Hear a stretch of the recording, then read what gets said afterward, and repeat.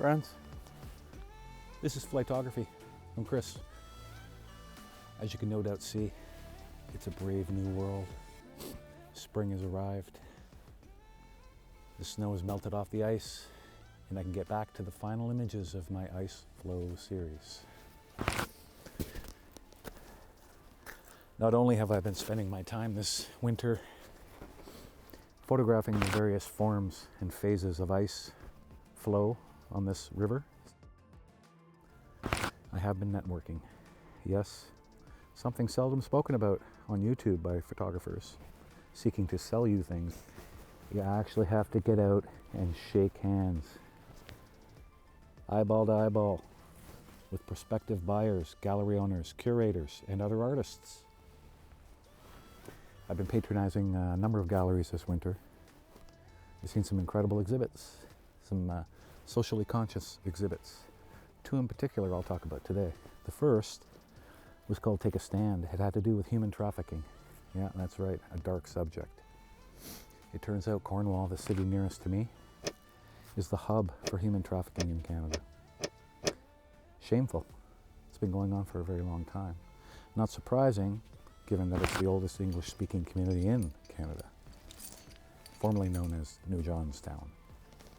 We have the Canadian border, the US border, the Quebec border, Ontario border, and the sovereign land of the Haudenosaunee First Nation. You may know them as the Mohawk, the eastern gatekeepers of the Six Nations.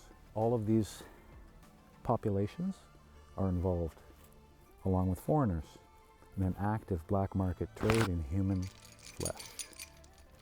Well, that's right. The gallery exhibit consisted of 500 pairs of donated jeans, white jeans, that were adorned variously by individuals or groups of individuals. And the focus, of course, was on human trafficking. Quite interesting. Some of them are a little disturbing. Others are, as you would experience in a high school, kind of precocious, maybe not grasping the full significance of this issue. The one that our federal government keeps denying is in fact a problem, when everybody in these United Counties of Stormont, Dundas, and Glengarry has known for quite some time that it's a problem. This river is the major conveyance for that human trafficking. The bridge is another.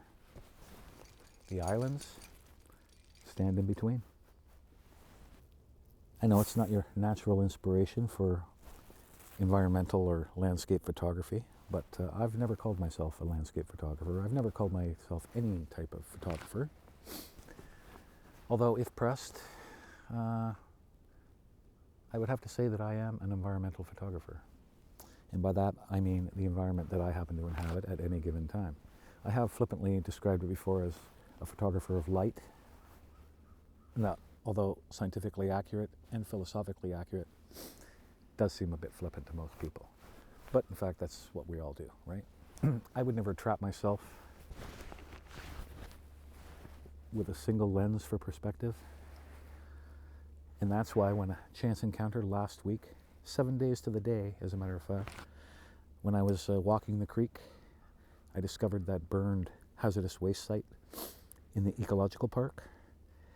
It turns out the city, the police, the fire department, and the mayor were not aware of that. So I've brought it to their attention. My investigation itself led to an immediate cleanup of the large portion of debris.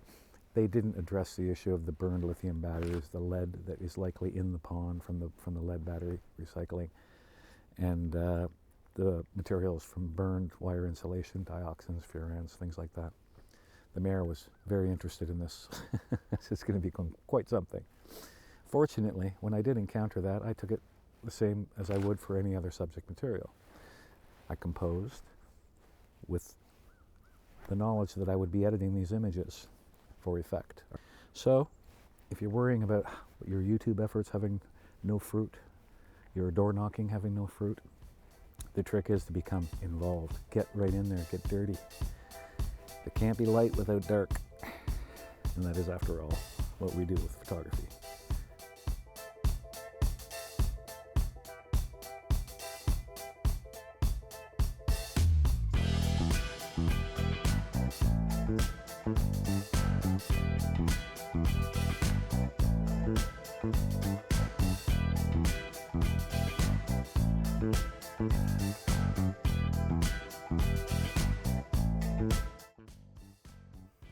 If you've tuned in before, you will no doubt know that the river behind me is the St. Lawrence, the third largest river in North America, the second largest in Canada, beat only by the Mississippi and, of course, the Mackenzie. This winter's series project, I've been focusing on ice, flow ice in particular, how the ice changes from day to day, both through its own activity and through the regulation of this river. The St. Lawrence is a regulated waterway. Shipping, hydroelectric power generation, prevention of flooding further upstream in the Great Lakes watershed. All of that water comes through here. The ice is really quite something. I set out at the beginning of the winter to create a series of 3 panels of 9 images, 27 in total. A much more difficult project than one might first think. I'm trying to capture all the various forms and phases. The only thing left to do now is to capture the breakup. As you can see, it hasn't yet happened. The ice is no longer safe to traverse. I'm sitting here because part of that, or in conjunction with that ice project, I've been attempting to obtain photographs of mink on the ice. If you don't know, mink feed primarily on fish, and they're very good at it. They have a peculiar living arrangement. They have multiple dens. They don't sleep in all of them. Some of them are strictly for food caching, and they're, as I've discovered over the course of this winter, located at various depths. And I think these mink in particular know that this water level can fluctuate, and that's why they do that. We'll most often encounter them if you want to get some really good photographs of them actively feeding or bringing home their catch, would be to find an opening, a lead like this, usually associated with rocks, especially in a regulated waterway, because the fluctuation of the water level will raise and drop the ice, smashing upon the rocks and creating openings. Mink and duck will both exploit these openings.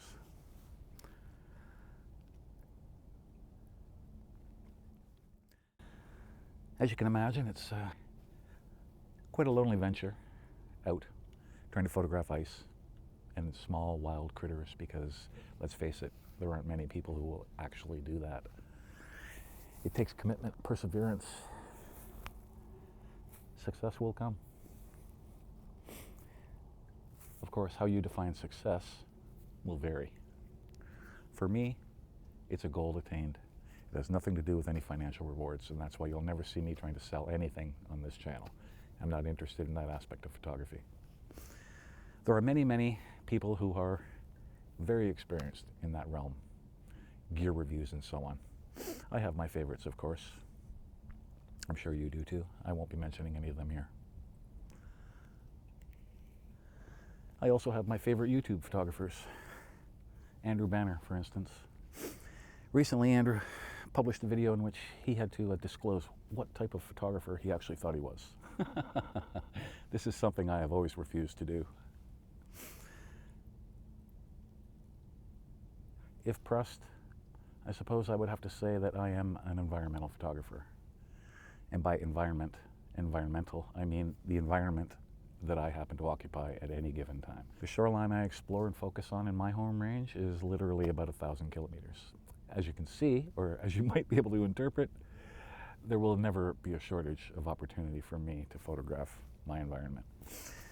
Summer is approaching, and of course, that more secretive, the most secretive of animals will be returning, human beings.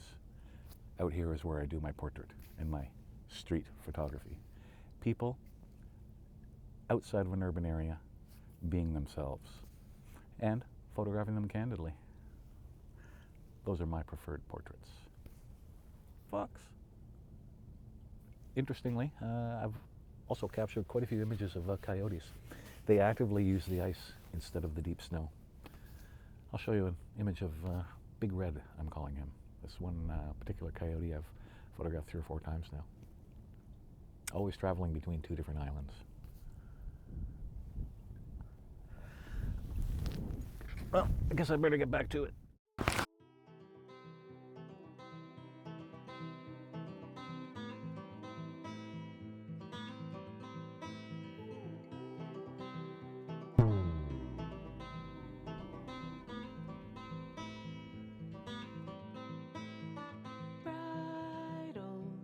Trained to be tame, nature gave a new name, source to nurture the world, ready, sing a new tune, weight of it all won't get me down. So I guess the point I was trying to make earlier was notoriety comes in many shapes and flavors and sizes. You can either choose the money-oriented notoriety or the public interest noted notoriety. I personally don't care which way it is, as long as my photographs communicate what it is I'm trying to communicate. It's really that simple. So, my photos of toxic waste caused by homeless people have a good chance of becoming fine art now. I've already started the solicitation at a gallery. I did that via a newspaper article with my photographs. Not the key quality photographs, but the ones denoting the story more or less. Been quite a bit of interest. The reporter who covered it was quite clever. She questioned the mayor, the police chief, the fire chief, the homeless resource response team chief. Got their statements before she alluded to the fact that she had photographs of the site. It seems we've caught them all lying. They swore that they responded in a timely manner. 3 weeks, toxic waste in the middle of town, sat there, nobody noticed? I don't think so. The size of that fire was pretty big. Anyway, you can get your name noticed by people, including other photographers and artists, gallery owners in particular, is a very good thing.